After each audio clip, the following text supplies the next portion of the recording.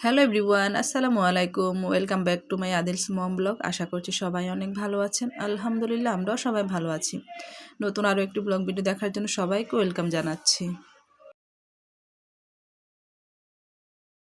সকালবেলা নাস্তা করে কাজে লেগে পড়েছি। এখন হচ্ছে গতদিন যে বিছানা চাদরগুলো ধুয়ে দিয়েছি সবগুলো শুকিয়ে গেছে। এখন ভাঁজ করে সব রেখে দিব। আমাদের আরও একটা প্রোগ্রাম সেট হয়েছে। আজকে হচ্ছে আমরা সবাই নোয়াখালী যাব। দুপুরে খাওয়ার পরে বের হব। আমার বড় বাসুরা সহ আমরা একসাথেই যাব। তো এই জন্য যাওয়ার আগে আমি সব কাজ গুছিয়ে নিচ্ছি। কেন আবার হঠাৎ করে নোয়াখালী যাচ্ছি ওটা ভিডিওর কিছুক্ষণ পরেই বলবো। আশা করছি পুরো ভিডিওটি দেখবেন, তাহলে জানতে পারবেন। তো যাওয়ার আগে সব কাজ গুছিয়ে নিচ্ছি, কেননা যাওয়ার সময় যদি এগুলো গুছিয়ে না যায়, পরিষ্কার করে না যায়, আসার পর অনেকগুলো কাজ জমে থাকে। আসার পরও অনেকগুলো জামা কাপড় বের হয় ধোয়ার জন্য। তো এতগুলো ধোয়া তো একসাথে সম্ভব না। আমার যে ঠান্ডা লেগেছে এখন পর্যন্ত ঠিক হয়নি।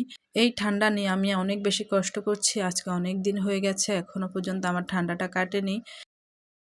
কোথাও যাব বললে চলে যাওয়া যায় না। ঘরের সব কাজ গুছিয়ে যেতে হয়। আবার আসার পরও দেখা যায় কি এসে যে রেস্ট নেব তার কোনো উপায় থাকে না। আসার পর আবার ক্লিনিংয়ের সব কাজ করতে হয়, সব কিছু গুছিয়ে নিতে হয়।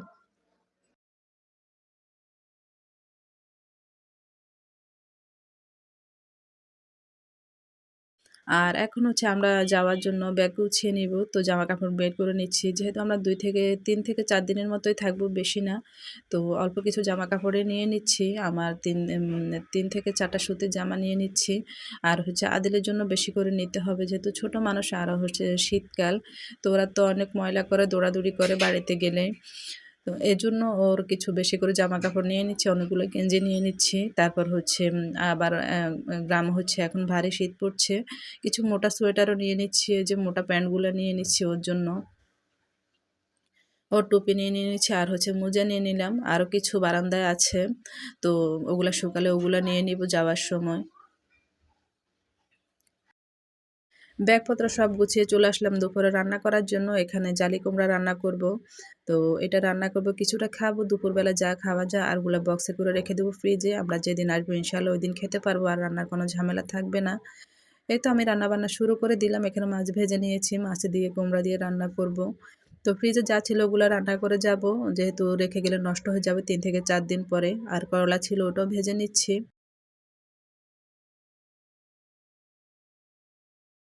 এখন হচ্ছে বিকেলবেলা, আমরা নোয়াখালীর উদ্দেশ্যে বেরিয়ে পড়েছি। আমাদের কাউন্টারে প্রায় 1 ঘন্টা লেট হয়েছে। তো এই জন্য প্রায় সন্ধ্যা হয়ে আসছে। মাগরিবের কিছুক্ষণ আগেই আমরা উঠেছি গাড়িতে। আমরা কেন আবার এখন নোয়াখালী যাচ্ছি ওটা আপনাদের সাথে শেয়ার করছি। গত 20শে জানুয়ারি ছিল আমার শ্বশুরের মৃত্যুবার্ষিকী। তো 20 তারিখ ছিল সপ্তাহের একদম মাঝখানে। তখন তো সবার অফিস ছিল, কেউ যেতে পারবে না। তারপর সবাই মিলে ডিসিশন নিয়েছে যে 20 তারিখের পরে যে শুক্রবার আছে ওই শুক্রবারে মিলাদ পড়াবে আমার শ্বশুরের জন্য। মসজিদের মুসল্লি, তারপর হচ্ছে মাদ্রাসার আর এতিমখানার কিছু মানুষকে খাওয়াবে। খাওয়াবে বলতে প্যাকিং করে দিয়ে দিবে সবাইকে, ওই রকমই ডিসিশন নিয়েছে সবাই মিলে। তো ওই উদ্দেশ্যে আমরা এখন নোয়াখালী যাচ্ছি। আর গাড়িতে ওঠার পর আদি লম্বা একটা ঘুম দেয়, একদম বিরতিতে যে নামে ওখানে ঘুম ভাঙে ওর। একটানা 2 ঘন্টা ঘুমায় এভাবে কোলের ভিতরে। আর ওইদিকে আয়ান তাকিয়ে আছে। ওরা হচ্ছে আমাদের টম অ্যান্ড জেরি। তো টম ঘুমাচ্ছে আর জেরি হচ্ছে তাকিয়ে আছে। মানে আদিল ভাইয়া কি করে, আদিল ভাইয়াকে ফলো করবে সব কিছুতে। আদিল ভাইয়ার পিছন পিছন একজন একজনকে আবার দেখতে পারে না, আবার একজন একজনকে ছাড়া থাকতেও পারে না। এখন হচ্ছে হোটেল বিরতি। আমরা হোটেল বিরতিতে চলে আসছি। এখন সবাই ফ্রেশ হবে আর হালকা নাস্তা করে নেব, যেহেতু সন্ধ্যার সময় দুপুরবেলা সবাই তাড়াহুড়ো করে খেয়ে বেরিয়েছি। এখন নাস্তা করব। আর আমার আদিল হচ্ছে বমি, মানে ও কয়েকবার বমি করেছে, সবসময় করে না, মাঝখানে কয়েকবার বমি করেছে। এখন ওই ভয়ে ও কিচ্ছু খায় না। একদম বাসা থেকে বের হওয়ার পর থেকে গাড়িতে বা হোটেল বিরতিতে ও কিছুই মুখে দেয় না। ও নিজে থেকে খুবই সচেতন মাশাল্লাহ। তো যত কিছুই বলি ও খেতে চায় না। এখানে আমরা হচ্ছে পরোটা আর সবজি নিয়ে নিয়েছে ভাইয়া। তো এখন খাচ্ছে সবাই, আর এখানে চা নিয়ে নিয়েছে সবার জন্য। বিরতি শেষ করে আমরা আবার রওনা দিয়ে দিলাম। এখানে হচ্ছে গ্রামের বাজারগুলো একটু ভিডিও করলাম। গ্রামের বাজারগুলো রাতের বেলা দেখতে অনেক বেশি সুন্দর লাগে। অনেক ধরনের সবজি, ফল, মাছ উঠেছে। আর এটা হচ্ছে পরের দিন। এখানে আমরা দুপুরবেলা রান্না করছি আমার শ্বশুর বাড়িতে। তো এখানে আজকে অনেক কিছু রান্না করছি। এটা হচ্ছে পেঁয়াজ কলি ডিম দিয়ে ভাজি করছি, আর মাছ ভাজি করা হয়েছে তরকারি রান্নার জন্য। শিম রান্না করব, আর হচ্ছে হাঁসের মাংস রান্না করব। ভিডিওর মাঝখানে সবার কাছে একটি রিকোয়েস্ট, আপনি যদি আমার ভিডিওটি দেখে থাকেন তাহলে প্লিজ একটি লাইক দিয়ে দিবেন, এতে করে আমার ভিডিওটি সবার কাছে পৌঁছে যাবে। আর আপনি যদি আমার চ্যানেলে নতুন হয়ে থাকেন চাইলে আমার চ্যানেলটি সাবস্ক্রাইব করে রাখতে পারেন। আর যদি ফেসবুক পেজ থেকে দেখে থাকেন তাহলে প্লিজ একটি ফলো দিবেন। হাঁসের মাংসটাও বসিয়ে দিয়েছি। হাঁসের মাংস হতে অনেকটা সময় লাগে। আর পাশে হচ্ছে কচু শাক রান্না করছি ডাল দিয়ে। এই শাকটা নাকি অনেক বেশি মজা হয়েছে। যখন সবাই খেয়েছিল বলছিল যে অনেক বেশি মজা হয়েছে কচুর শাক। এই তো আমার হাঁসের মাংসটা রান্না কমপ্লিট হয়ে গিয়েছে। এটা হচ্ছে পরের দিন। এখানে মিলাদের আয়োজন চলছে। রান্নাবান্না শুরু করে দিয়েছে মিলাদের। তো এখানে হচ্ছে ৫০ কেজি চালের বিরিয়ানি করবে। তো ওই রান্নাবান্নাটাই চলছে এখানে। বাসায় গেস্ট আছে, ওনারা খাবে। আর হচ্ছে যেখানে দেওয়ার কথা ছিল ওইখানে প্যাকিং করে সবাইকে দিয়ে দিবে।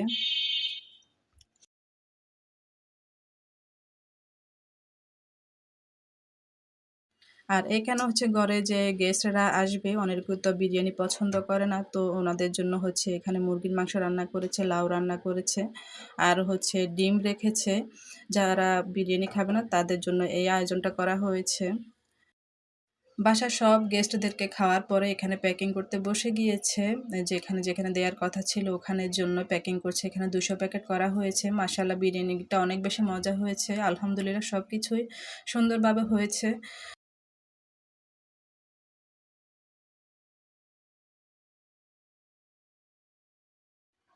২০০ প্যাকিং করার পরও যেগুলা বেঁচে গিয়েছে বাসার জন্য, ওখান থেকে আবার যে গেস্টরা আসতে পারেনি ওনাদের সবার বাসায় পাঠিয়ে দিয়েছে সবার জন্য।